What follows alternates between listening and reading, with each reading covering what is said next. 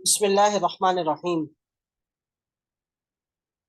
हम आज की पहली क्लास का आगाज करते हैं। ये हमारे पुलिस का अस्सलामुअलैकुम। 7वां ऑनलाइन बैच है जो जिसका आप लोग हिस्सा हैं। कोविड के आने के बाद मैंने ख़त सुलूस की तदरीस ऑनलाइन शुरू की थी और मुख्तलिफ खतूत मैं सिखाता चला आ रहा हूँ, जिसमें से ये ख़त सुलूस का ये 7वां ग्रुप है जिसमें आप शामिल हैं।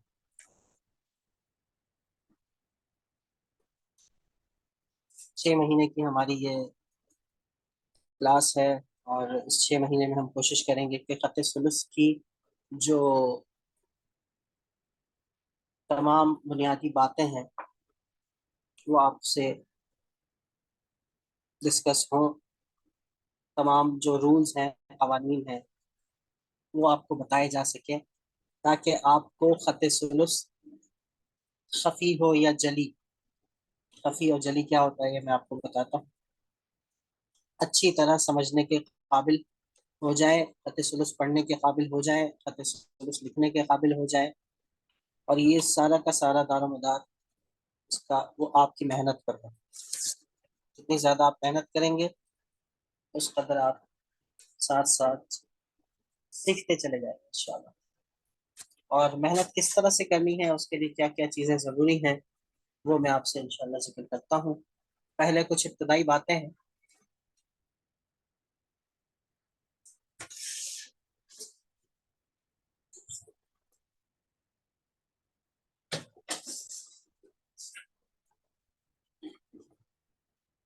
जब कोई भी उस्ताद किसी फन को पढ़ा रहा होता है, किसी किताब की टीचिंग कर रहा होता है, तो उस फन की, उस किताब की अहमियत, उसका मकसद वो स्टूडेंट के दिल में लाजमी बिठाता है, ताकि इस चीज का हमें पता चले कि हम क्या चीज सीखने जा रहे हैं।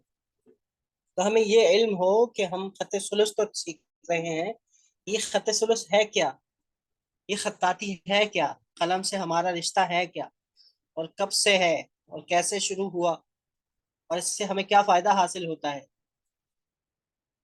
तो ये सारी चीजें जब हमारे सामने होंगी तो फिर हमें इस फन की कद्र मंजिलत का अंदाजा होगा। तो इस चीज का आगाज मैं कुछ यूं किया करता हूँ कि अल्लाह ताला ने सबसे पहले जो चीज पैदा की वो लौह कलम थे। हदीस शरीफ में आता है कि अव्वलु मा खलक़ल्लाहु अल-लौह वल कलम। अल्लाह ताला ने जो सबसे पहले जो चीज पैदा की वो लौह कलम थे। लौह के माने तख्ती, और कलम का मतलब कलम।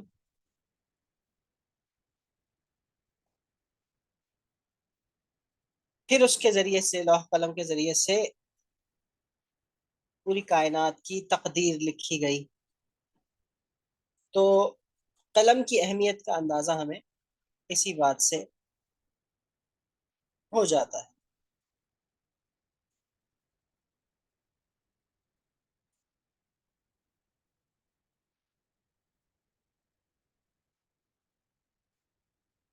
अगर हम 1400 साल पहले नजर दौड़ाएं, आप सल्लल्लाहु अलैहि वसल्लम पर जब कुरान करीम का नुज़ूल हुआ, तो कुरान करीम सबसे अफजल किताब। अब इसके नाजिल होते ही जो पहली सूरत नाजिल हुई उसमें भी आपको इल्म है कि कलम का जिक्र है। अल्लज़ी अल्लम बिल कलम अल्लम अल इंसान मा लम यअलम। कलम के जरिए से उसने इल्म दिया, इंसान को वो कुछ सिखाया जो वो नहीं जानता था। पहली वही में कलम का जिक्र। फिर एक पूरी सूरत सूरतुल कलम के नाम से नाजिल कर दी, उसमें कलम की कसम भी उठाई। तो ये वो चीजें हैं जो कलम की अहमियत को उजागर करती हैं। न सिर्फ ये, बल्कि जब कुरान करीम नाजिल हुआ तो अल्लाह के नबी सल्लल्लाहु अलैहि वसल्लम ने उन जलीलुल कद्र सहाबा किराम को तलब फरमाया जो लिखना पढ़ना जानते थे। उन्हें तलब फरमाया गया, उनसे कुरान करीम लिखवाया गया, कुरान करीम को जमा करवाया गया, उसको महफूज करवाया गया। और फिर उन सहाबा किराम ने उसे, कुरान करीम को, कागज पर, लकड़ी पर, पत्थरों पर, हड्डियों पर, चमड़ों पर लिखा, महफूज किया, यहाँ तक कि आज हम तक ये पहुंचा। उस जमाने में कुरान करीम लिखने के लिए जो खत इस्तेमाल होता था, उस खत को खत हीरी कहा जाता था। खत हीरी। और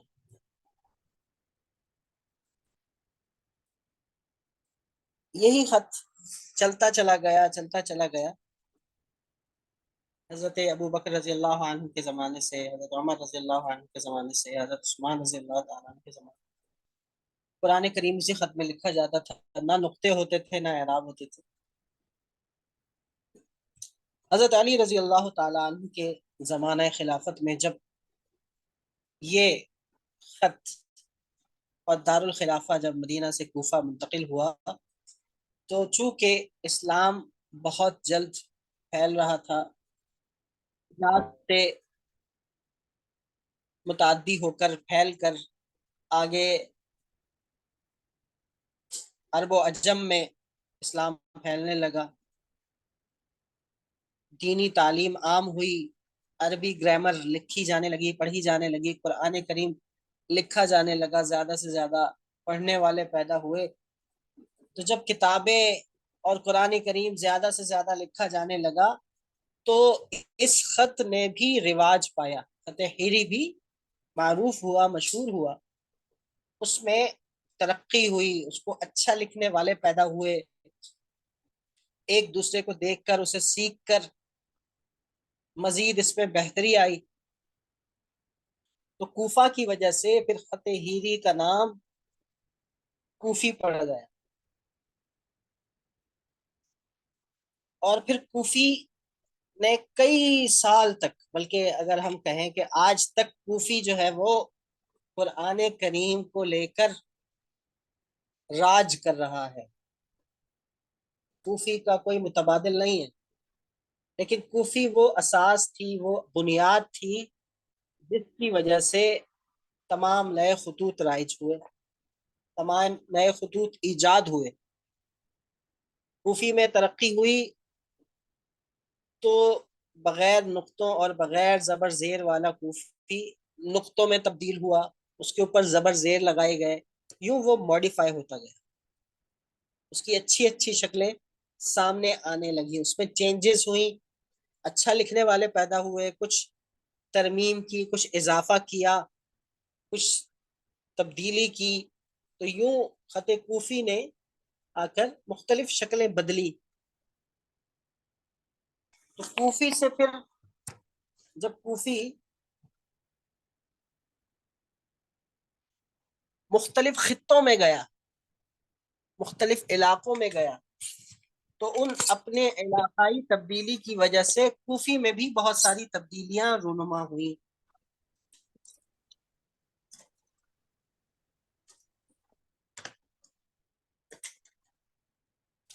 मिसाल के तौर पर,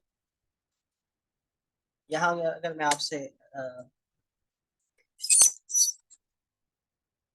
आपको लिखकर दिखाऊं, तो ये आप, यानी खत कूफी का इब्तदाई नाम, जैसे कि मैंने बताया, वो खत हीरी था। अब जब कूफी इसका नाम पड़ा, तो कूफी ने आकर फिर बहुत सारी शक्लें बदली, मुख्तलिफ जब इलाकों में गया, मुख्तलिफ खित्तों में गया, तो कूफी जो लिखा जाता था इब्तदाई ज़माने में, उसको कूफी मुसहफ़ी कहते थे। मुसहफ वो कुरान करीम को कहा जाता है, तो फिर वो उससे मुसहफ़ी का नाम उसको दिया गया। कूफी कदीम भी उसे कहा जाता है। अरले कूफिक।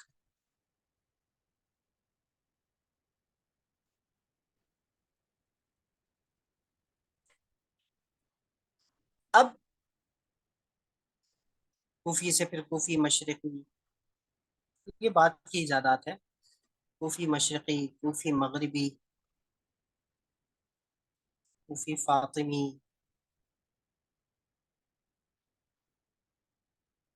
कूफी कैरवानी। कैरवानी मगरिबी मशरक़ी ये एक ही है। कूफी मुरब्बा, ये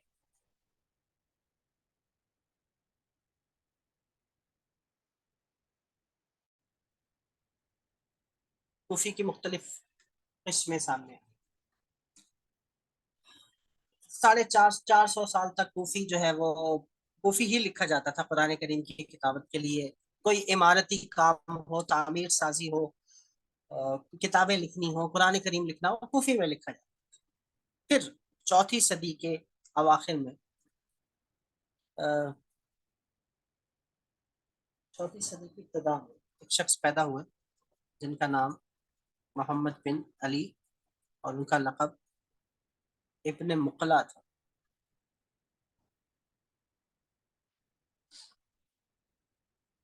ये अब्बासी दौरे हुकूमत में, बनो अब्बास के दौरे हुकूमत में ये शख्स पैदा हुए।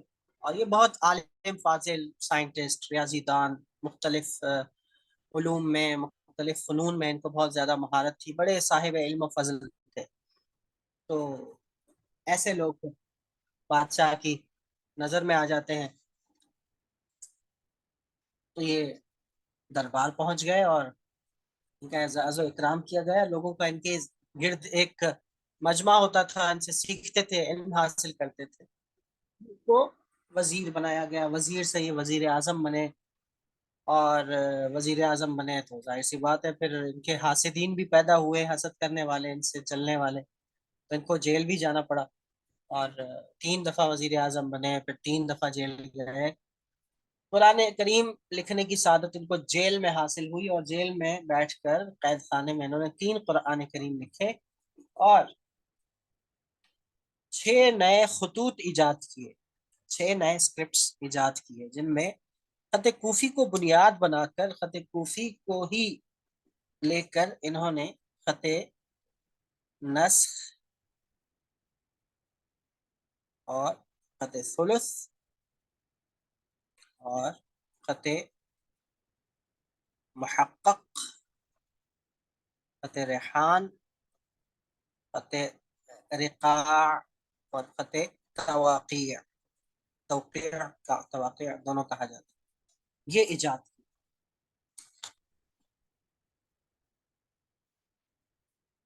जिसमें से हम क्या पढ़ने जा रहे हैं, खत सुलस। पहला खत कौन सा था? कूफी। दूसरा खत नस। तीसरा खत सुलस। तो सुलस को सुलस कहने की वजह से पता चली आप लोगों को। जो लोग अरबी से थोड़ी बहुत मुनासबत रखते हैं, शुद्ध रखते हैं, तो सुलस किसे कहते हैं? कोई जवाब देगा? अपना माइक ऑन कर थर्ड सकते हैं। थर्ड तीसरा सर, 1/3 को कहते हैं। Third one. ठीक है, तीसरे। तो तीसरे को सुलस कहते हैं।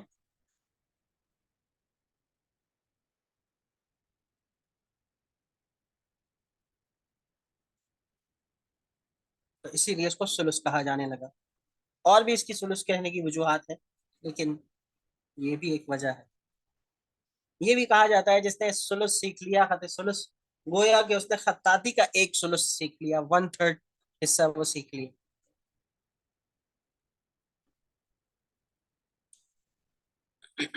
तो बुनियादी तौर पर खत सुलस को सुलस कहने की वजह तीसरे को कहते हैं। इन तमाम खतूत की भी वजूहात हैं, लेकिन हमारा चूंकि मौजूद नहीं है, इसीलिए हम इसमें अपना वक्त ज़ाया नहीं करेंगे, वक्त ज़ाया तो नहीं कहते, लेकिन हम सुलुस में रहकर भी अपना वक्त कीमती बनाएंगे।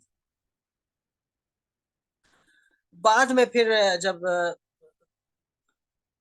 आगे इन खतूत पे काम हुआ, इन पे मेहनत हुई, इनके हरूफ तहज्जी, उनके कवायद, उनके मुरक्कबात, मुफरदात, जॉइनिंग लेटर्स वगैरह, जुमले कंपोजिशंस वगैरह, इस पे काम हुआ, तो इनसे और कई नए खतूत इजाद हुए, खास तौर पर सल्तनत उस्मानिया में, जिनमें खत रुक़आ, ये रिक़ा अलग है और रिक़ा और रुक़आ ये अलग है। खत दीवानी, खत दीवानी जली, और इसी तरह तालीक, नस्तालीक और शकिस्ता, और कई खतूत जो कि राइज हुए।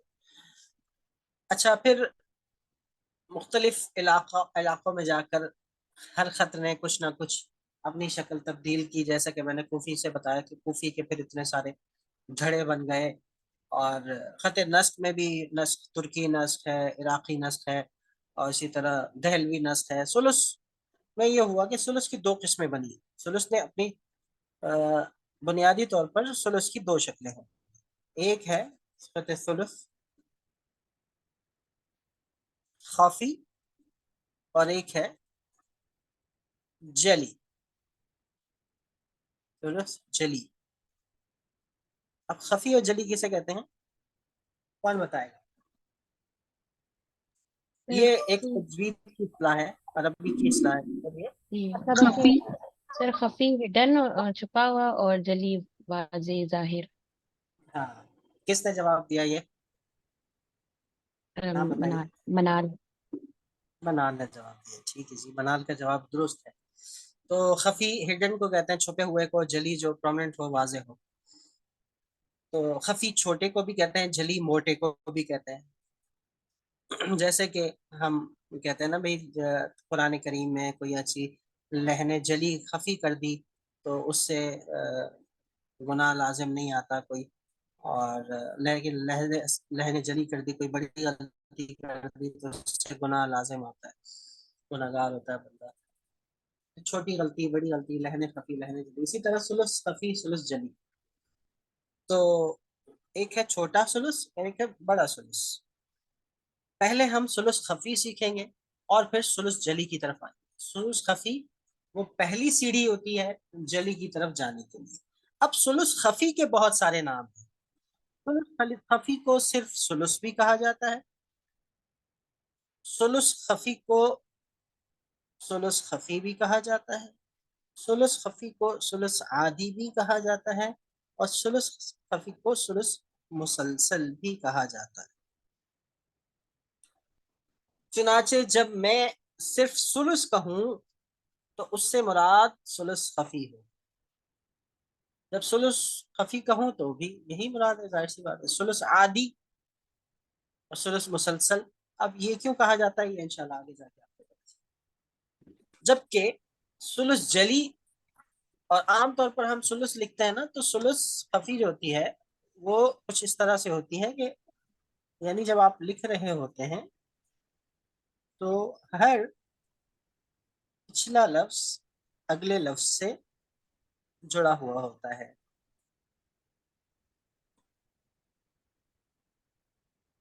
और लाइन सीधी होती है।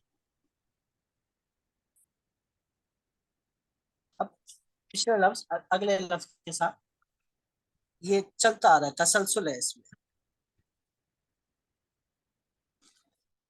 जबकि सुलस जली में ये होता है कि वो थोड़ा सा वाजे होता है, और किसी न किसी शेप में होता है। ये तो इसी तरह रेक्टेंगल ही होता है। सुलस जली वो शेप्स में होता है, जैसे कि आप ऐसे ओवल में लिखते हैं, यूं लिखते हैं, सर्कल में लिखते हैं, यूं भी लिखे हैं, लेकिन ऊपर तरह अल्फाज आ रहे हैं। जैसे अगर यही भी बिस्मिल्लाह लिखता हूँ, तो मैं बिस्मिल्लाह को यूं करके लिखूं,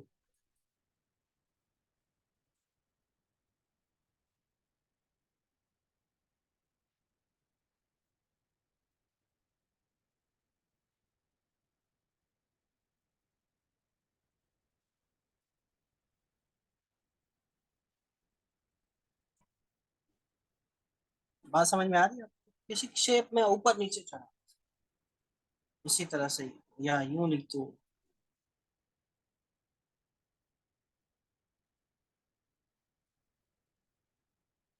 तो ये शेप में होता है।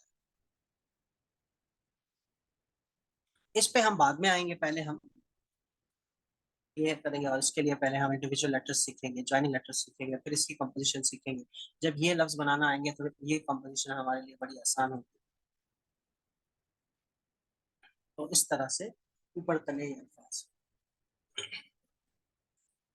अब जो इन इब्तदाई बातों के बाद हमारे लिए जो सबसे अहम बात है वो ये है कि सुलूस क्या होता है, और कैसे उसको सीखा जाता है, कैसे उसकी इब्तिदा की जाती है।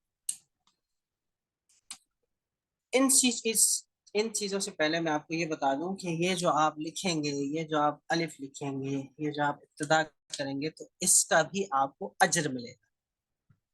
इसलिए कि हदीस शरीफ में आता है, इन्नमल आमालु बिन्नियात। सही बुखारी की पहली हदीस है कि अमाल का दारोमदार नीयतों पर है। नीयत क्या है हमारी?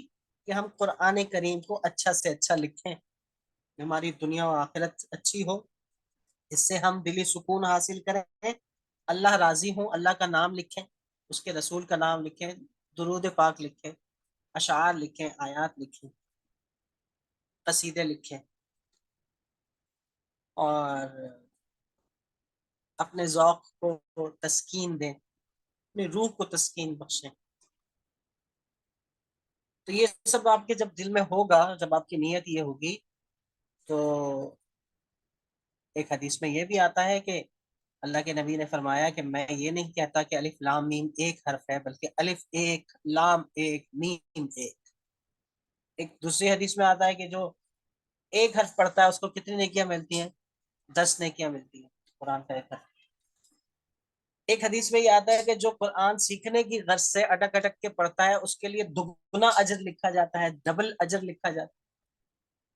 तो यही चीज आप ये नियत कर लें कि हम कुरान पढ़ने के लिए, कुरान लिखने के लिए, जाहिर सी बात है लिखा जाएगा तो पढ़ा जाएगा ना, तो हम अच्छा लिखेंगे जिसको देखकर लोग पढ़ेंगे। तो उस अच्छा लिखने के लिए जो हम एक कोशिश कर रहे हैं अलिफ अच्छा करने की, तो उसके बदले हमें कितनी नेकियां मिल रही हैं एक एक हर्फ के बदले। और नीयत पर ही अजर मिलता है, नीयत पर ही फैसले होते हैं। तो यकीनन अल्लाह के यहाँ हमारे लिए बढ़ चढ़ कर इसका अजर होगा। और ये गिनती तो अल्लाह फरमा रहे हैं ना, और अल्लाह हमारे लिए ये गिनती फरमा रहे हैं कि भाई 10 मिलेंगे, 70 मिलेंगे, ये तो हमारे हमारे समझाने के लिए हमें अल्लाह ने फरमाया। वरना अल्लाह के हाथ तो कोई गिनती नहीं है, वो बेशुमार अता करता है। तो जब ये चीज जहन में होगी तो हमें लिखते वक्त भी अजर होगा। चूंकि हम कुरान करीम के हरूफ लिख रहे हैं, इसलिए हम बावुजू हों तो ये हमारे लिए और अच्छा है। बावुजू होकर लिखें, और अल्लाह से मांग के लिखें, 2 रकात पढ़ के शुरू करें। तो ये सारी चीजें हैं जिनकी वजह से आप इंशाल्लाह इंशाल्लाह बहुत जल्दी आगे बढ़ेंगे। और सबसे अहम बात इसमें यह है कि अपने दिल को साफ करके काम शुरू करें। पॉजिटिविटी को अपनी आदत बना लें, मुस्बत रहना सीखें। कि एक मकूला है फारसी का कि सफाए खत असफाए दिल अस्त, कि खत की सफाई दिल की सफाई से है। दिल साफ होगा तो खत साफ होगा। इसके लिए अपने आप को गुनाहों से बचाना, पॉजिटिविटी की तरफ होना, नेगेटिव चीजों को अपने दिमाग से दूर रखना, ऐसी महफिलों से बचना। कुरान से शगफ है तो कुरान लिखने जा रहे हैं, तो उसका फिर आप पर जब असर होगा तो इंशाल्लाह फिर आपके काम में रूह नजर आएगी। आप अलिफ लिखेंगे तो आपके अलिफ के अंदर रूह नजर आएगी। आपका अलिफ जीता जागता अलिफ होगा, वो मुर्दा अलिफ नहीं होगा। बहुत सारे लोग लिखते हैं, बेशुमार लोग लिखते हैं, लेकिन उनके काम में तासीर नजर नहीं आती। वो तासीर आती है दिल की सफाई से, अल्लाह से मांगने से। जैसे जैसे आप अगर आगे बढ़े अल्लाह से मांगे, तो यकीनन फिर आप देखेंगे कैसी बरकतें नाजिल होती। तो इस चीज का ख्याल रखिएगा। और जो चीजें इब्तदाई में बात बातें बताऊंगा, उनको भी आप समझिए। यहाँ हमारे पास जैसे ये कलम है। अब ये कलम आप देख रहे हैं तो इस कलम की जो बनावट है वो ये आपको नजर आ रही है।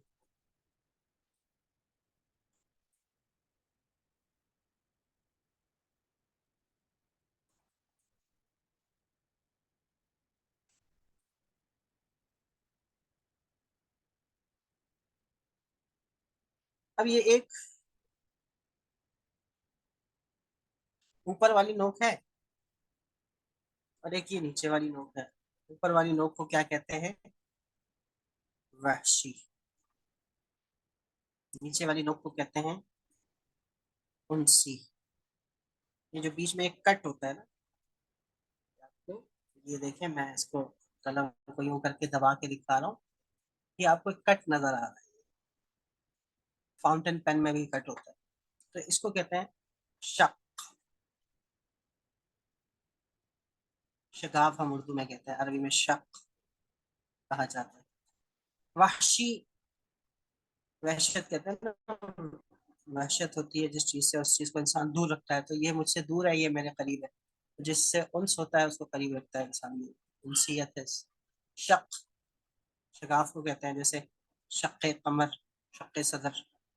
तो ये हदीस में आपने पढ़ा होगा, सीरत में। ये जो है ये इसका बादाम है। और ये जो पूरा ये हिस्सा है ना, कलम से लेके बादाम तक, इसको कहते हैं खुरतुम। खुरतुम वो हाथी की सूंड को कहा जाता है, तो ये उसकी तरह ही शेप देती है। और ये जो सिर्फ नोक है, इसको हम सिर्फ कहते हैं जिल्फा। ये यहाँ से लेकर बादाम तक।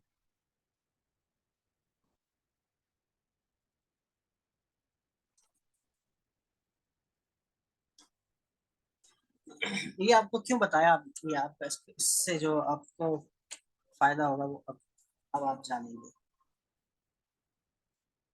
देखें, सबसे जो बुनियादी बात होती है वो है हमारा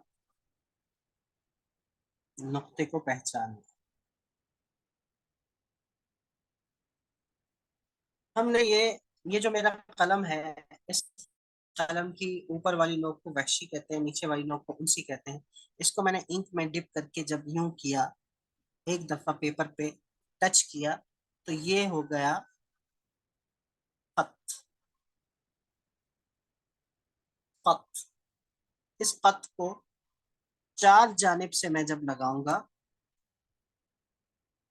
तो ये क्या हो गया अभी? मुरब्बा, स्क्वायर, मुरब्बा।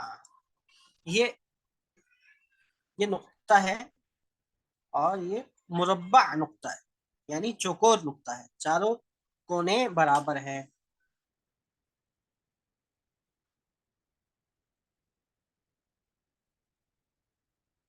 चारों कोने। अब जिस तरह हर चीज को नापने का कोई स्केल होता है, कोई मीजान होता है, कोई मेयार होता है, कोई पैमाना होता है, इसी तरह हुरूफ को नापने का भी एक पैमाना होता है। हम हुरूफ लिखेंगे ना, लेटर्स लिखेंगे। मैं आपसे पूछूं कि आपकी हाइट कितनी है, तो यकीनन आप फीट के हिसाब से बताएंगे कि भाई इतने 5 फुट 6 इंच, 7 फुट 2 इंच, इस तरह से। कपड़ा खरीदते हैं तो आप गज के हिसाब से खरीदते हैं, कहीं पर मीटर के हिसाब से मिलता है। दूध आप खरीदते हैं तो लीटर के हिसाब से मिलता है। सेब आप खरीदें किलो के हिसाब से मिलते हैं, दर्जन के हिसाब से केले मिलते हैं। तो हर चीज को नापने का कोई ना कोई मीजान और मैयार और स्केल होता है। हरूफ को नापने का स्केल क्या है? तो हरूफ को नापने का स्केल है नुक्ता। यानी अगर मैं ये अलिफ लिखता हूं, तो अब इस अलिफ को मैं मेजर करूंगा नुक्ते से, कि वो नुक्ते से नाप के मैं कहूंगा, और ये कहूंगा कि अलिफ 3 नुक्ते। अब ये बात यहाँ पर आकर थोड़ी उलझती है कि नुक्ता कैसा हो। तो हर खत का नुक्ता वो स्क्वायर नहीं होता। जिस तरह खतूत मुख्तलिफ है ना, खत नस्ख है, सुलुस है, नस्तालीक है,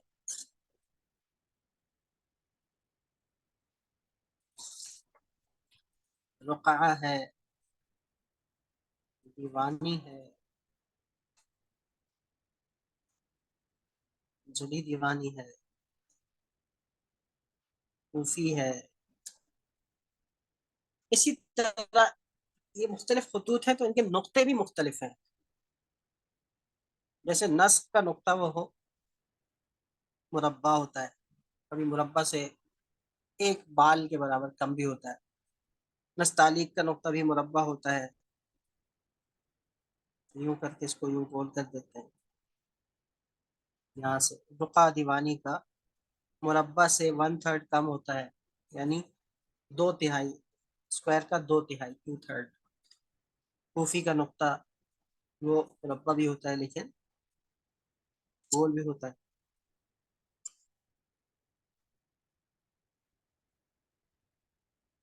सुलुस का जो नुक्ता होता है वो मुरब्बा से दो कत ज्यादा होता है, यानी स्क्वायर बनाए, फिर एक कत हमने गैप रखा और एक कत और लगा दिया।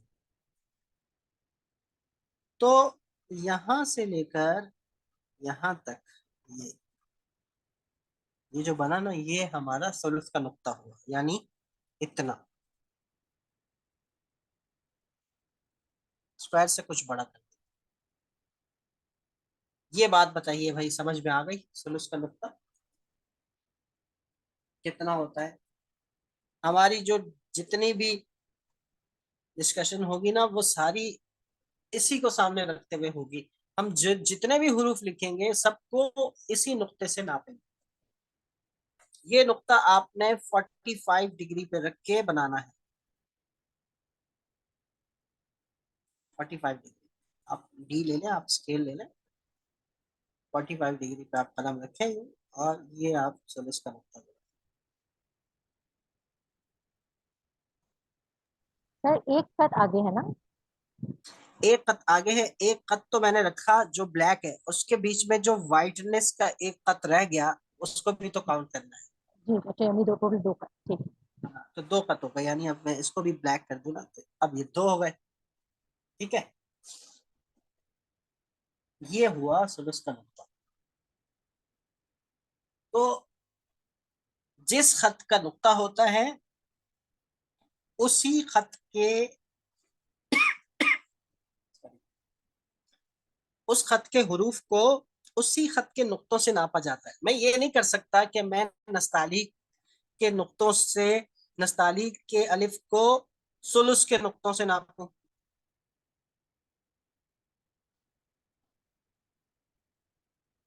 यूं थोड़ा सा आउट हो गया।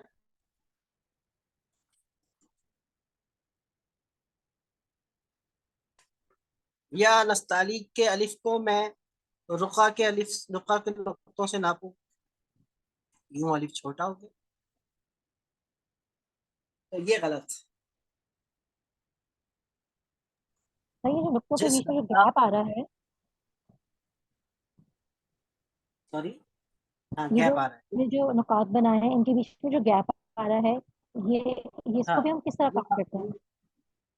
हाँ, इसको इतना गैप आप रखें, यानी आपका नुक्ता बिल्कुल ही पैक्ड नहीं होगा, ऐसे नहीं है। आप थोड़ा सा स्पेस दें, यानी थोड़ा सा आप जगह दें उसको, खुले खुले नुक्ते जिसे कह लें। ठीक है, यानी एक एक हेयर लाइन बनाने की गुंजाइश है इसमें।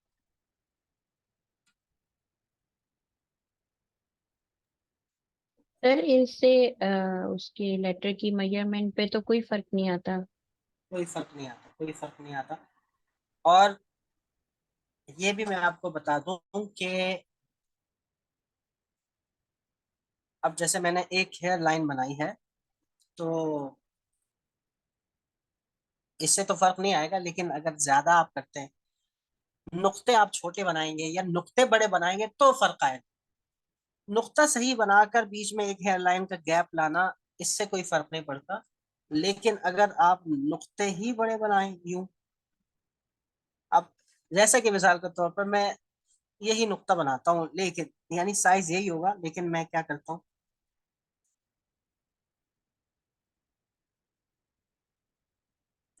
अब साइज वही है, लेकिन किया क्या मैंने, बताइए। फिर एंगल क्यों? आपका 45 नहीं। हाँ, एंगल मेरा 45 नहीं था, एंगल मैंने बहुत ज्यादा स्लांट कर दिया, जिसकी वजह से नुक्ते नीचे आ गए। जब नीचे आए तो उनका सारा एंगल चेंज हो गया, और यूं मेरे हरूफ, इस पर इसकी वजह से मेरे हर्फ पर भी फर्क पड़ेगा, मेरा अलिफ भी खराब। तो ये वजह है कि आपने नुक्तों की मश्क पहले करनी।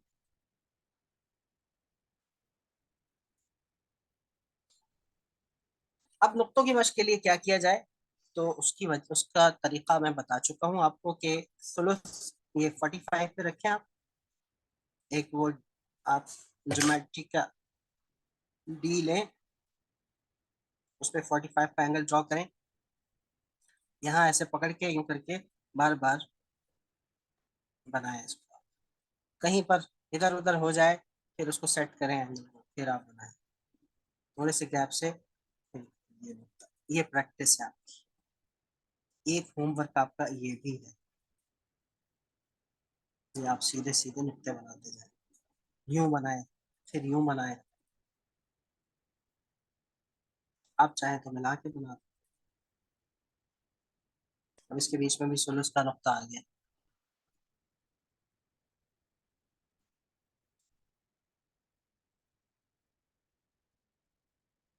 यूं करें आप, ऊपर से नीचे, दाएं से बाएं,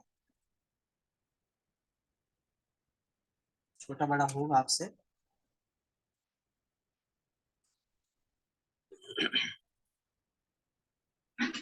सर ये क्या लाइंस थोड़ी सी टेढ़ी हो रही है या ये लग रहा है खाली हमें? हाँ नहीं, लाइन टेढ़ी हो रही है क्योंकि बिल्कुल स्क्वायर नहीं है ना ये। अब अगर हम सुलूस का नुक्ता बनाते हैं, तो ये देखें, सुलूस का नुक्ता बनाने के बाद ये हो गया, ये हो गया,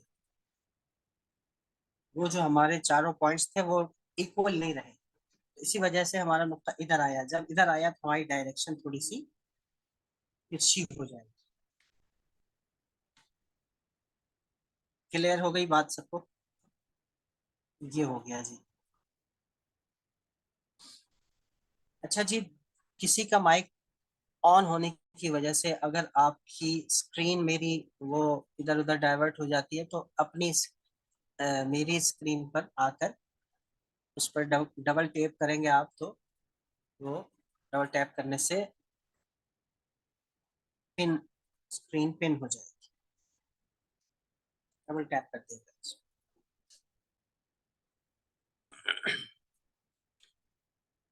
अब आ जाइए अलिफ के ऊपर।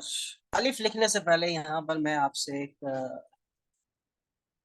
दुआ पढ़ाना चाहूंगा। आप लोग चाहे तो माइक ऑन कर लें और मेरे साथ ये अल्फाज दोहराइए।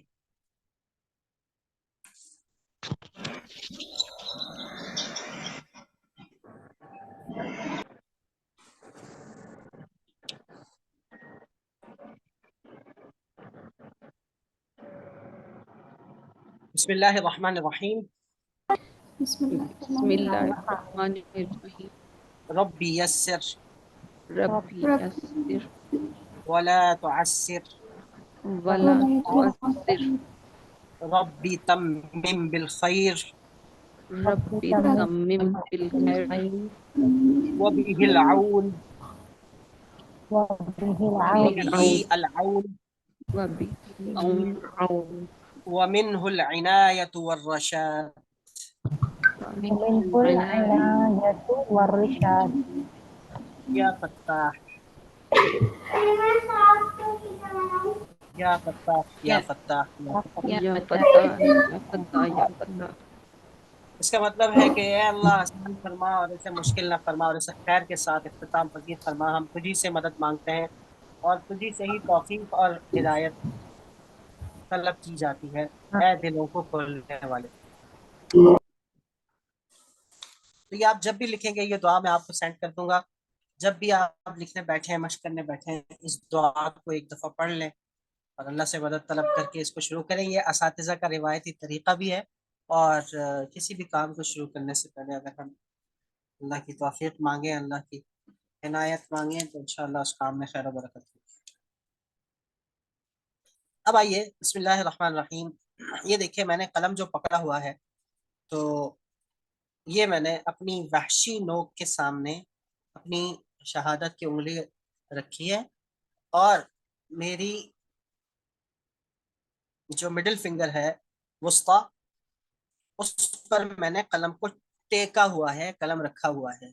और मेरे कलम रखने की जो आखिरी लिमिट है, वो मेरे कलम का बादाम है। जहां बादाम एंड हो रहा है, वहां मेरी ये वाली बीच वाली उंगली है। इससे आगे आपने नहीं जाना, यहाँ रखना है। आप ऐसे पकड़ लें, किसी का हाथ बहुत आगे होता है, किसी का ऐसे पीछे होता है, किसी को यूं होता है तो यूं पकड़ता है, किसी की ये उंगली आगे होती है और ये पीछे, ये वाली पीछे होती है, ये दोनों बराबर होती है। बहरहाल आपने ये रखना है और ये हाथ आपका यूं टिक जाएगा। अक्सर ऐसा होता है कि जो कैलीग्राफी में वो लोग भी आते हैं जो कैनवस पे काम करने वाले लोग होते हैं, ब्रश से काम करने वाले लोग होते हैं। तो उन लोगों की आदत होती है कि ब्रश पकड़ते हैं ना, तो ये ब्रश ऐसे पकड़ते हैं, यूं ऐसे काम करते हैं। ब्रश खड़ा होता है तो कलम भी ऐसे ही पकड़ते हैं। कलम जब पकड़ते हैं तो कलम की नीचे वाली नोक वो पेपर पे नहीं लगती, जिसकी वजह से हरूफ पूरे नहीं बनते। तो आप, ये जो आपकी ये वाली हड्डी है, इस हड्डी के बाद इस नरम हिस्से पर आपका कलम रखा होना चाहिए। ऐसे कलम स्लांट हो, ऐसे लेटा हुआ हो, और ऐसे खड़ा नहीं रखना। ऐसे ये बात हो गई। झुक के नहीं लिखना, आपने टेक लगा के लिखना है। और रोशनी आपने भरपूर रखनी है। दिन की रोशनी में, सूरज की रोशनी में काम करें तो ज्यादा अच्छा है। और ये चंद चीजें हैं जिनका ख्याल रखना है। पेपर आपका सीधा हो, हाथ सीधा हो, सर सीधा हो, गर्दन सीधी हो, मूड अच्छा हो, कलम अच्छा, कागज अच्छा, रोशनाई अच्छी, तब जाकर फिर माहौल बनेगा फिर। सर एक क्वेश्चन पूछना है। जरूर। सर ये कितने का कलम आप यूज कर रहे हैं और हमें कितना यूज करना चाहिए? हाँ, मेरे पास तो ये बड़ा कलम है, तकरीबन ये कोई 8 mm का कलम है। और उसकी वजह यह है कि ताकि आप लोगों को कैमरे में हर चीज क्लियर दिखे। आपने जो कलम यूज करना है वो 3 mm का कलम यूज करना है। चूंकि मैं आप लोगों की जो प्रैक्टिस है वो इस बुक से करवाऊंगा, अमशाकुल खत्तात मोहम्मद शौकी फी सुलुसी व नस्ख, उस्ताद मोहम्मद शौकी की मशक़ें सुलुस और नस्ख में। अब ये सुलुस की जो किताब है, इसमें जो ये मुफरदात मरकबात है, ये सुलुस है। ये बीच में 2 लाइनें नस्ख की हैं, ये फिर सुलुस आ गया। ये और ये सुलुस हम यहाँ से शुरू करेंगे, इसी तरतीब से मैं लिखवाऊंगा आपसे। ये पूरा एक कुर्रासा है, इसको कहते हैं कुर्रासा, यानी कॉपी, सिलेबस। तो ये सिलेबस, ये जो कुर्रासा है, कुर्रासे का लफ्ज मैं बार बार इस्तेमाल करूंगा। इस कुर्रासे की हाई रेजोल्यूशन पीडीएफ फाइल मैं आप लोगों से शेयर करूंगा इंशाअल्लाह ग्रुप में। और उसे आप लोगों ने A3 साइज पर प्रिंट करवा लेना है, A4 पे नहीं। ये A4 है ना, आपने A3 साइज पे प्रिंट करवाना है। जब आप A3 साइज पर उसका प्रिंट करवाएंगे तो आपके इन लेटर्स का जो साइज बनेगा वो 3 mm बनेगा। जब वो 3 mm बनेगा तो आपके पास कलम 3 mm का है, इसके लेटर्स का साइज भी 3 mm है, तो आपको इसके ऊपर ट्रेसिंग करने में, इसको देख के लिखने में आसानी होगी। अभी छोटा लिखा हुआ है, थोड़ी सी मुश्किल होती है, लेकिन जैसे ही आप उसका प्रिंट आउट निकलवाएंगे, चाहे वो कलर प्रिंट निकलवाएं या फिर ये ब्लैक एंड व्हाइट निकलवाएं, तो आपके लिए आसानी होगी।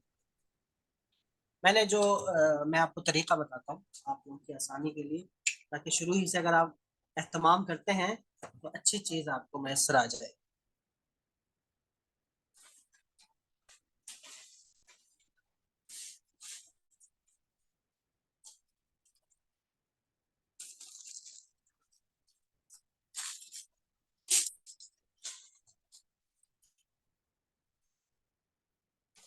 अब ये देखें, ये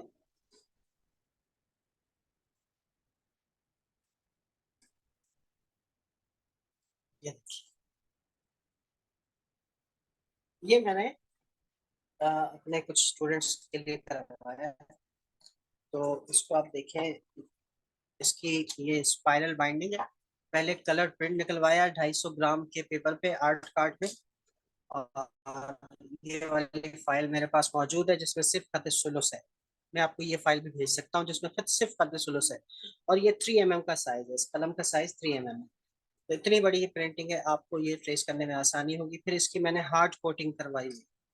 अब ये आपको आसानी है इस पर ट्रेस करने में, इसको देखने में। इस पर सारी तख्तियाँ लिखी हुई हैं। ठीक है, इस तरह से आप करवा लें।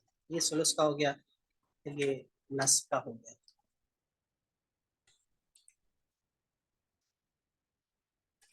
तो इस तरह से आप बनवा लें ताकि आपके लिए आसान हो जाए।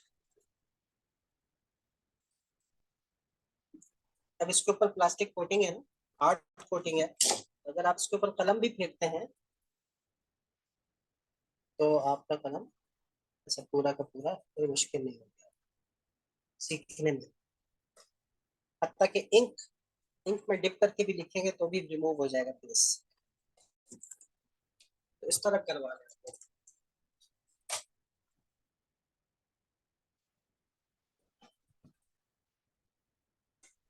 3 mm का कलम यूज करें आप लोग। और उसके लिए जो तरीका कार है वो ये है, जैसे कि ये देखिए आप, ये मेरा एग्जैक्ट 3 mm का कलम है। तो ज्यादा से ज्यादा आप 4 mm कर सकते हैं, जिसकी अगर आंखें ज्यादा कमजोर हैं तो 4 mm की उनको इजाजत है, वरना 3 mm रखें। खफी जो लिखा जाता है ना, सोलस खफी, वो 3 mm उसकी लास्ट लिमिट होती है। 4 mm का जो होता है वो जली जली कलम कहलाता है, मोटा कलम। खफी कलम की जो मिकदार है वो 3 mm है, लास्ट जो मैक्सिमम उसकी लिमिट।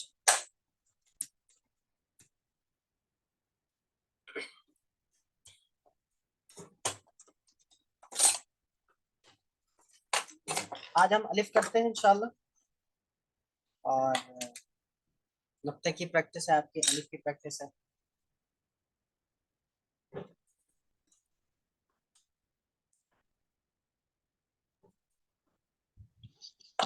Excuse me sir. जी, सर ये काइंडली बता दें कि कलम वो कितने डिग्री पे काटनी है सर। देखिए वैसे तो मार्केट से आपको कटे हुए कलम दस्तयाब। अब अगर आपका कलम कुछ इस किस्म का है, जैसा कि ये मेरे पास कलम है, ये अभी तराशा हुआ नहीं है, इसको प्रॉपर एक खत नहीं लगा हुआ, ये मार्केट से अभी रफ कलम है, इसको मैंने तराशना है। तो अब उसके लिए ये होता है, हमारे पास जो, जैसे ये है ना, ये आपको ये नजर आ रहा होगा,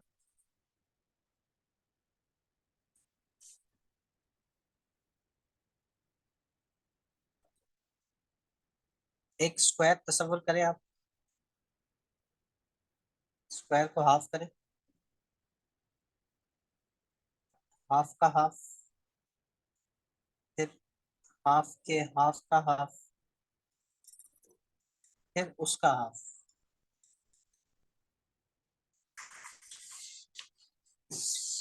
मैंने जरा उल्टा बना दिया, यानी ये हाफ किया, फिर उसका हाफ किया, फिर उसका हाफ किया, फिर उसका half। तो आपका जो सुलस है ना, वो आपका ये सुलस का कट वो ये होगा एंगल।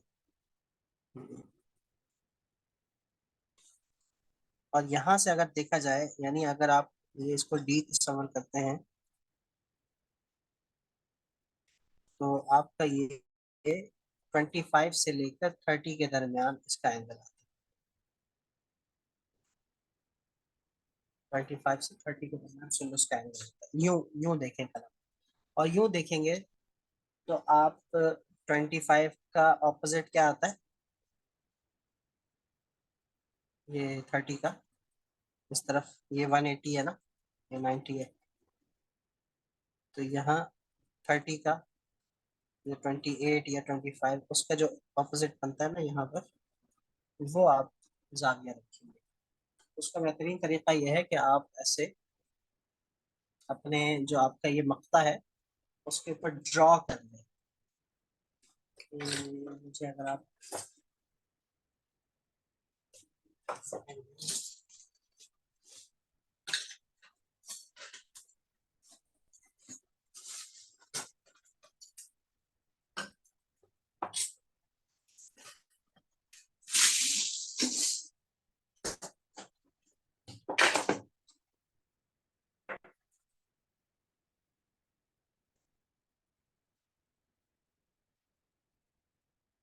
वो मुझे डी मिल नहीं रही, तो आप वो डी बना के डी में देखें कि आपका ये जो 30 से 25 का जो एंगल आ रहा है ना, उसके बीच बीच यहाँ जो एंगल आ रहा है उसमें आप ऐसे कलम रख के, कलम को यहाँ रख के उस एंगल पे आप कट करें, चाहे तो उस पर ड्रॉ करें।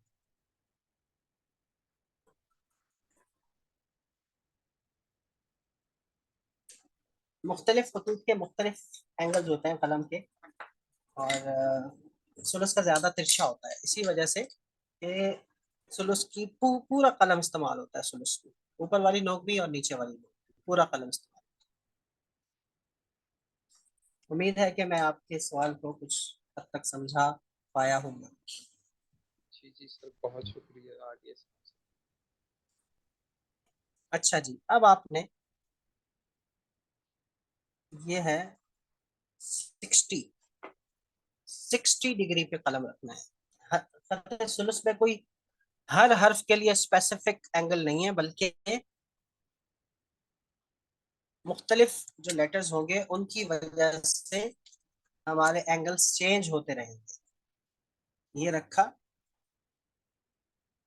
और पहले मैं आपको बता दूं सुलूस का अलिफ हमारा कुछ यूं हो जाएगा, थोड़ा सा लेफ्ट से थोड़ा सा राइट, फिर सीधा, फिर राइट से हल्का सा लेफ्ट, एक तलवार की मानंद। ये रखा हमने, थोड़ा सा हम लेफ्ट से राइट आए, और फिर उसी एंगल पे रहते हुए सीधा आए, और ये सीधा वाला हिस्सा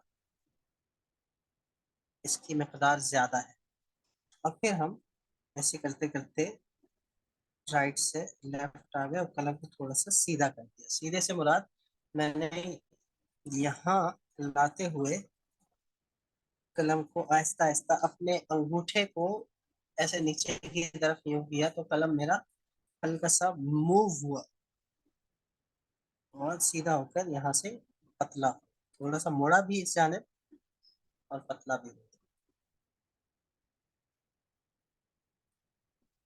ये बात समझ में आ गई। अब देखें, इसको मैं सिंगल स्ट्रोक में बनाऊं।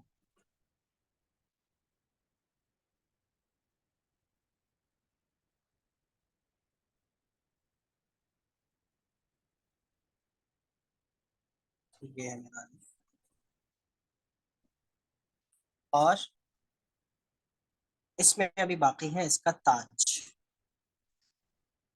यानी मैंने जो अलिफ शुरू किया है, अगर मैं इसको दो सीधी लाइनों के दरमियान बनाऊं,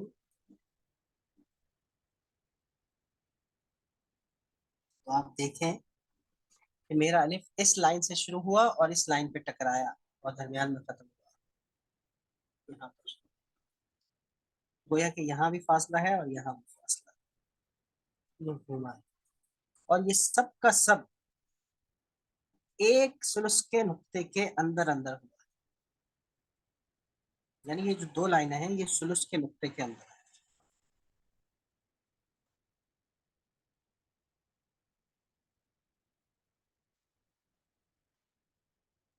ये बात क्लियर हो गई। अब आया इसका साइज क्या होगा। पहले तो इसका ताज भी बनेगा।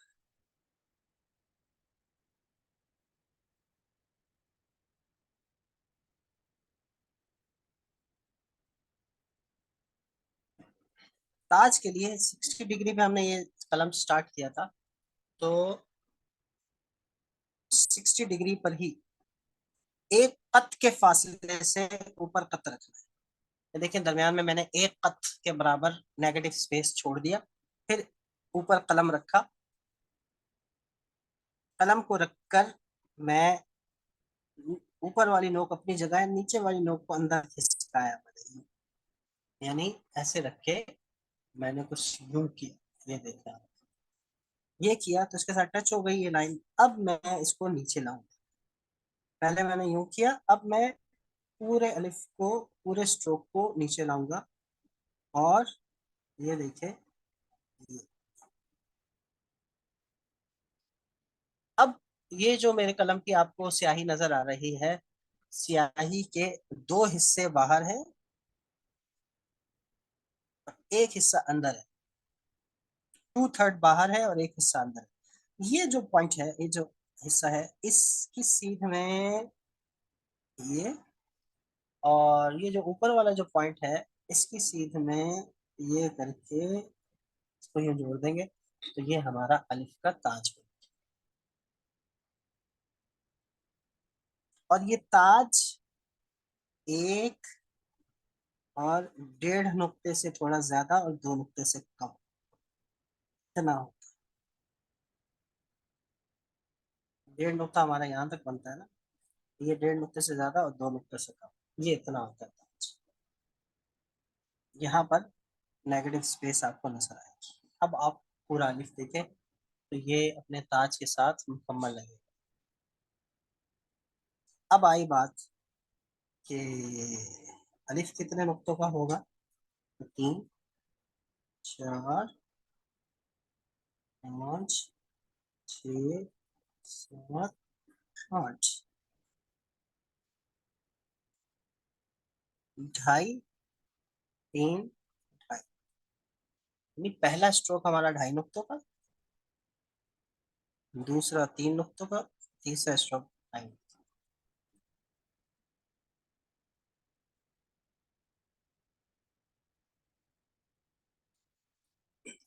ये अलिफ समझ में आया कुछ। अभी मैं और भी इसकी तफसील बताता हूँ। यहाँ तक उम्मीद करता हूँ आप बात समझ आ गई। एक सवाल है आपसे। पूछिए। जी अलिफ को शुरू करने के लिए हमने 60 डिग्री की एंगल पे रखा था, जी जी। तो 45 डिग्री एंगल हर वक्त नहीं होना चाहिए, नहीं, वो 45 सिर्फ आप नुक्ता नुक्तों को बनाने में। पॉइंट, हाँ वो नुक्ता बना। ठीक है, ठीक है जी, सही है। सर तो ये पूरे 8 नुक्ते का बनेगा। फतेह सुलुस का अलिफ तो खफी में, सुलुस सुलुस में, सुलुस खफी में 7 नुक्तों का और 8 नुक्तों का होता है। ये आप मुफरदात की बात कर रहा हूँ, यानी इंडिविजुअली जब आप सीखने के लिए बना रहे हैं तो 7 नुक्तों का भी बन सकता है, 8 नुक्तों का भी बन सकता है। ये दो मेजरमेंट्स हैं इसकी, दो साइजेस हैं, सॉरी। अब जब आप कॉम्पोजिशन में लिखते हैं सुलस जली में, तो वो 10 नुक्तों का, 15 नुक्तों का, 20 नुक्तों का भी हो सकता है, लेकिन उसमें ये तीनों चीजें होनी चाहिए, यानी लेफ्ट टू राइट, फिर स्ट्रेट, फिर राइट टू लेफ्ट, ये एंगल्स होने चाहिए। और अगर 7 नुक्तों का होगा तो फिर क्या मेजरमेंट होगी, 2 3 2, 2, ओ सॉरी, हाँ 2 3 2, यानी पहला हिस्सा 2 नुक्तों का, दूसरा हिस्सा 3 नुक्तों का, तीसरा हिस्सा 2 नुक्तों का। अभी ढाई तीन ढाई ढाई तीन ढाई है ना, तो 3 2। सर इसमें जो ताज का हमने जो कट लगाया था वो भी 60 पर लगाया था हमने, 60 डिग्री हाँ पर। हाँ, वो भी 60 डिग्री पे लगाया था। ये देखिए, ठीक। वो 60 है, ये भी 60 है। अब मैंने नीचे ब्लू से लिखा है ताकि आपको समझ में आ जाए। ये देखिए, इसको टच किया और ये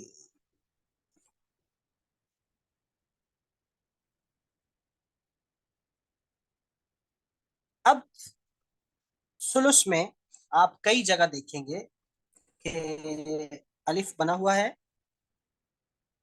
ये मैं पूरा अलिफ नहीं बनाऊंगा, ताज के बारे में जब बात हो रही है तो आप देखेंगे कि कहीं पे आपको ताज नजर आएगा ऐसे, जस्ट ऐसे। कहीं पर आपको ताज नजर आएगा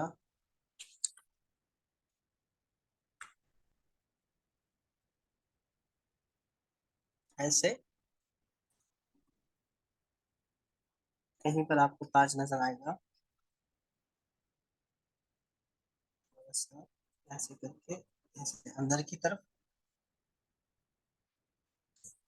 और ज्यादातर आपको नजर आएगा मुकम्मल।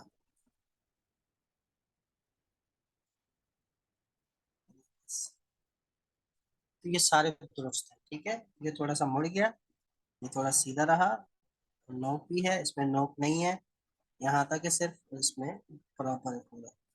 अब जो ये हिस्सा है, इसको अगर मैं आपको बताऊं, ये जो बिल्कुल लास्ट वाला है ना, मैं इसको एक्सप्लेन कर रहा हूँ। तो ये कुछ वो होता है आखिर में, ऐसे नहीं होता, बल्कि ये आखिर में ऐसे होता है, ये ऐसे, ठीक है। यहाँ से सीधा सीधा आ रहा है, और आखिर से आके ये थोड़े से कर्व होके ऐसे बिल्कुल ऐसे पॉइंटी इस तरह से नहीं होगा, वी शेप नहीं होगी, थोड़ी सी कर्व्ड वी शेप होगी।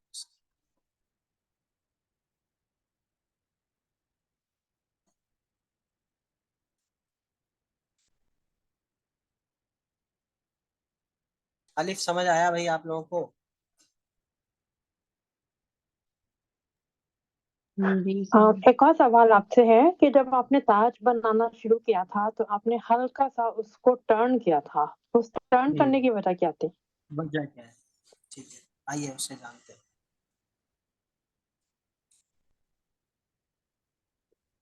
देखिए, ये अलिफ है, ये रखा, ये रख के हम आते हैं, तो यहाँ पर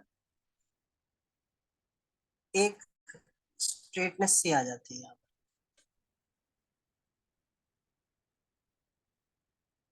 ये करते हैं, थोड़ा सा यूं करते हैं ना, फिर ये लेके आते हैं, तो यहाँ पर ये और ये चीज थोड़ा सा यहाँ से घूम जाता है बस। और यहाँ से यही चीज मतलब, इसी चीज के बारे में अभी मैं बताने जा रहा था कि आपको यहाँ से थोड़ा सा इसकी जो शेप मिलेगी वो मैं वाज़े करके बताता हूँ। यहाँ से ऐसे नहीं करना आपने कि बिल्कुल इसी की सीध में रखा और फिर यूं किया, ये सीधा नहीं हो, बल्कि आपने ये करना है कि ये रख के, ये जो 60 है ना, इसके ऊपर 60 पे रखे हैं, यानी यूं इसके बराबर होगा, यूं ऐसे इसके बराबर। तो फिर ये होगा, जब ये टर्न होगा तो इसमें हल्का सा कर्व आ जाएगा, और यही कर्व हमें दिखाना होता है अलिफ में, यहाँ आप देख सकते हैं ये चीज। बात क्लियर हुई? अलिफ तमाम चीजों की, वो कहते हैं ना, अलिफ सीधा तो सब सीधा। अलिफ अच्छा करें। अच्छा, एक बात ये भी बता दूं कि अलिफ आपको ऐसे मिलेगा, ज्यादातर खफी में ऐसे ही मिलेगा आपको, यानी लेफ्ट से राइट। आप सुलुस जली को निकाल के देखेंगे और आप कहेंगे कि सर आपने गलत बताया है, ये तो अलिफ बिल्कुल सीधा है।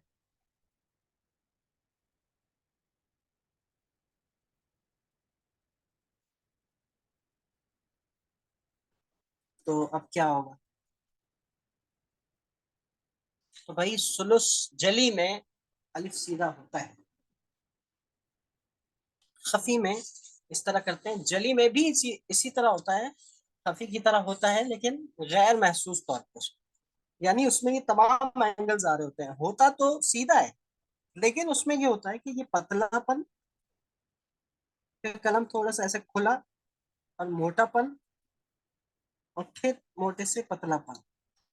उस सीधी लाइन में भी ये तीन हिस्से बन रहे हैं। और जो मैंने आपको बताया कि सुलस जली, ये थोड़ी सी ऊंची बात है, जरा आगे के लेवल की है, लेकिन मैं अभी आपको बता देता हूँ कि जैसे कि कोई कंपोजिशन है ना, कि अब बिस्मिल्लाह लिख रहा हूँ ऐसे, तो अलिफ मैं यूं बड़ा बनाना चाहता हूँ, तो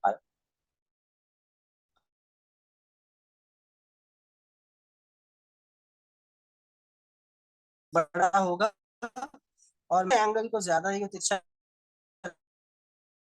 रखूंगा, किसको सीधा रखूंगा, किसको यूं करूंगा, ऊपर का और नीचे वाला जो अलिफ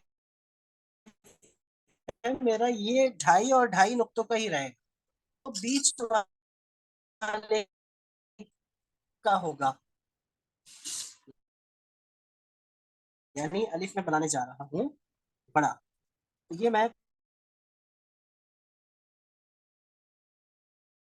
पहला स्ट्रोक 2.5 नुक्तों का, वो लेफ्ट से राइट ही रखा हूँ, 2.5 नुक्तों का ही। अब ये मैं बड़ा,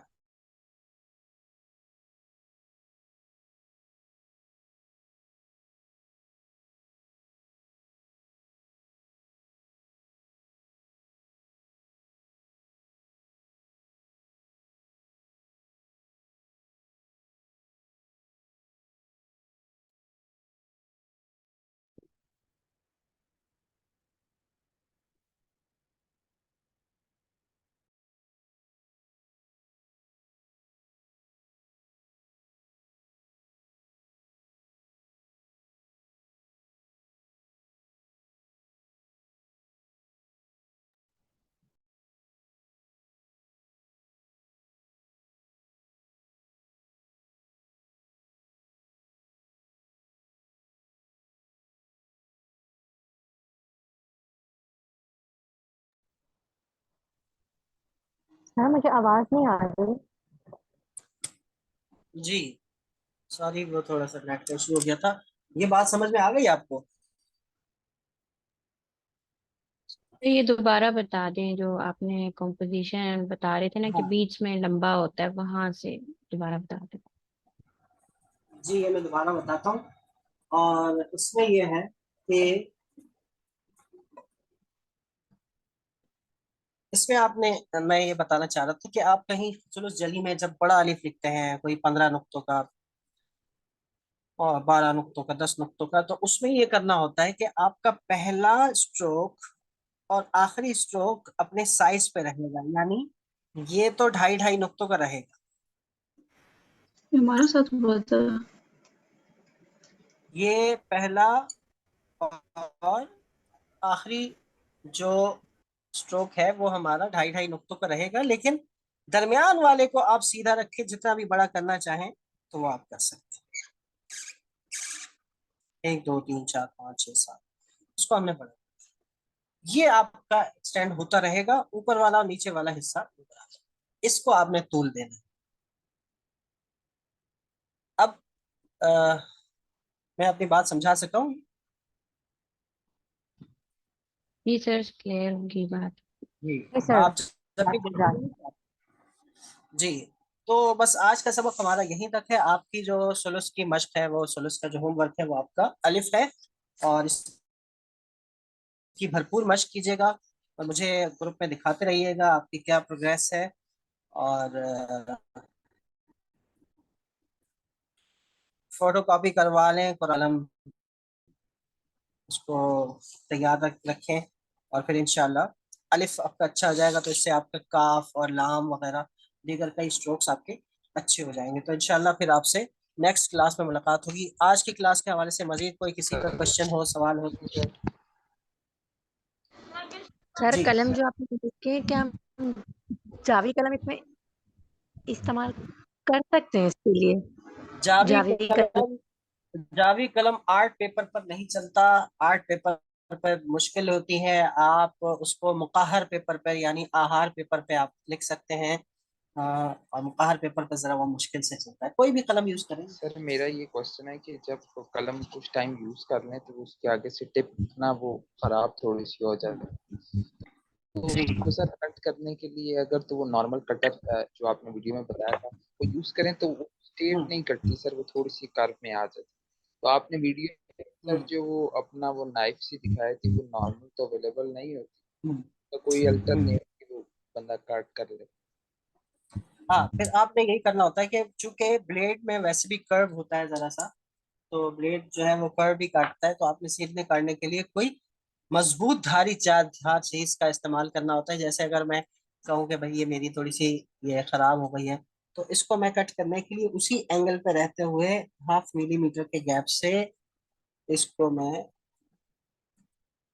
ये कट किया। ये देखें, ये मेरा ये निकल के ये रेशा बाहर आ गया, और ये मेरा कलम कट गया। ठीक है, सर ये आपसे देखिए रिक्वेस्ट है, जी। इसको आप अगर थोड़ा सा मसला होगा तो पीछे हल्का सा सैंड पेपर पे आप इसको रब कर दें। सर वो एक रिक्वेस्ट है कि आप थोड़ा सा अगर कलमों की जो टाइप्स वगैरह का भी थोड़ा सा इंट्रो में दे दें, और ये कि इनको तराशना कैसे होता है ये भी थोड़ा बता दें। ये मैं आपको एक वीडियो अपनी भेजता हूँ आपके ग्रुप में इंशाल्लाह, उससे आपको कलमों के बारे में, उसका तारुफ और उसको तराशने का तरीका सारा आपको उस पर मिल जाएगा। ठीक है, जी जज़ाकल्लाह। चलें जी। कोई भी सवाल हुआ वो ग्रुप में आप लोग पूछ लीजिए ना, इंशाल्लाह फिर इसी तरह आगे बढ़ते रहेंगे। और आप लोगों का बहुत बहुत शुक्रिया जी। बिस्मा, क्या पूछना चाह रही हूँ?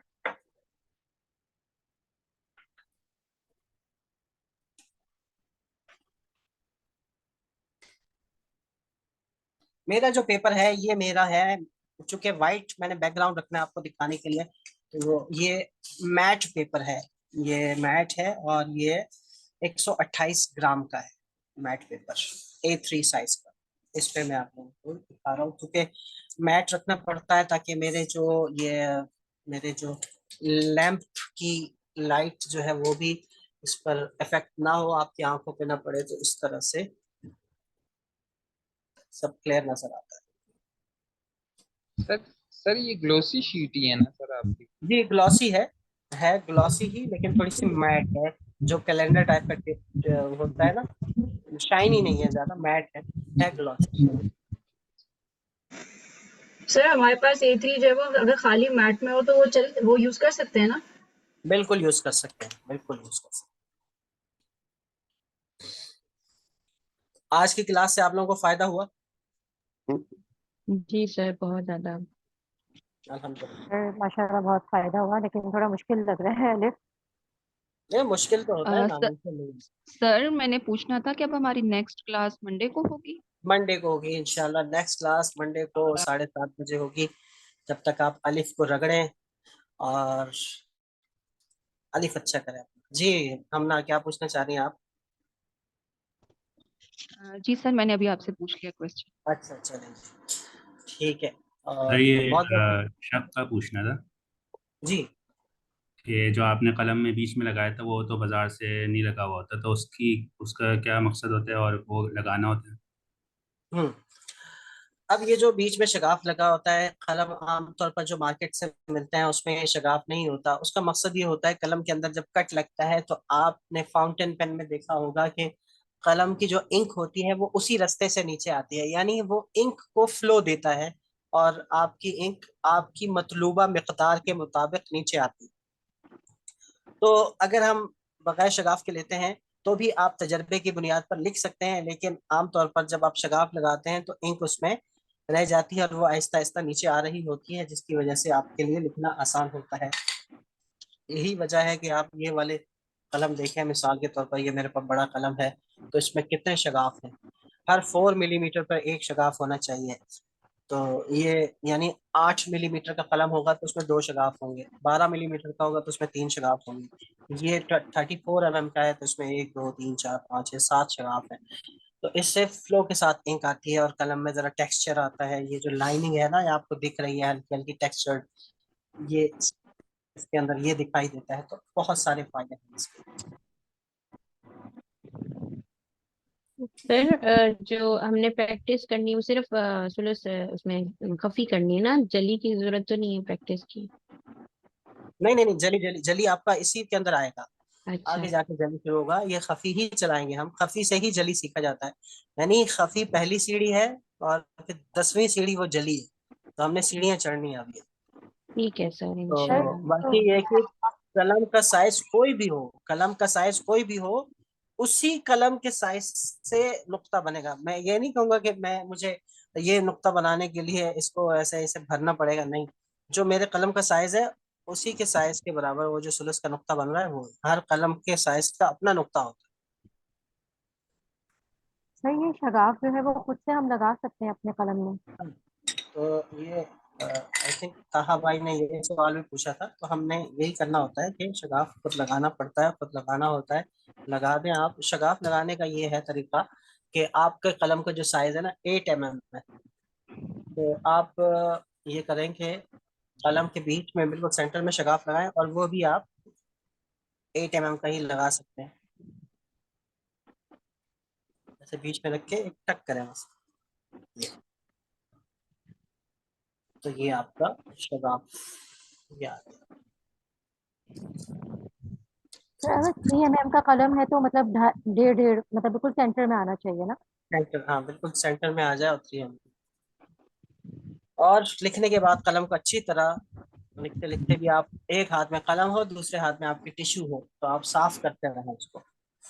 और कलम की जिंदगी इसी में है कि टिश्यू से आप उसको साफ करते सर आप यूट्यूब पे वीडियो कब डालते हैं? हैं। मैं यूट्यूब पे अभी थोड़ी देर बाद डाल दूंगा, रात में इंशाल्लाह।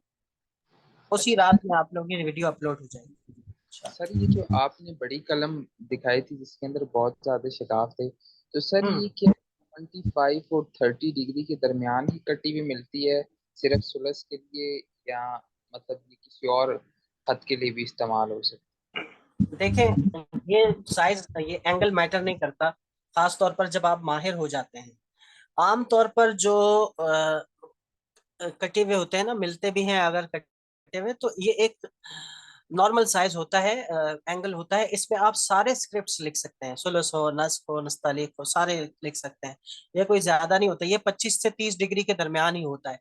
तो इसमें आप सारे खतूत लिख सकते हैं। आपको जब एक्सपीरियंस हो जाता है, फिर आप चाहे सुलस का एंगल हो या नस्तालिक का एंगल हो, आप किसी भी एंगल से कोई भी खत लिखने के काबिल हो जाते हैं।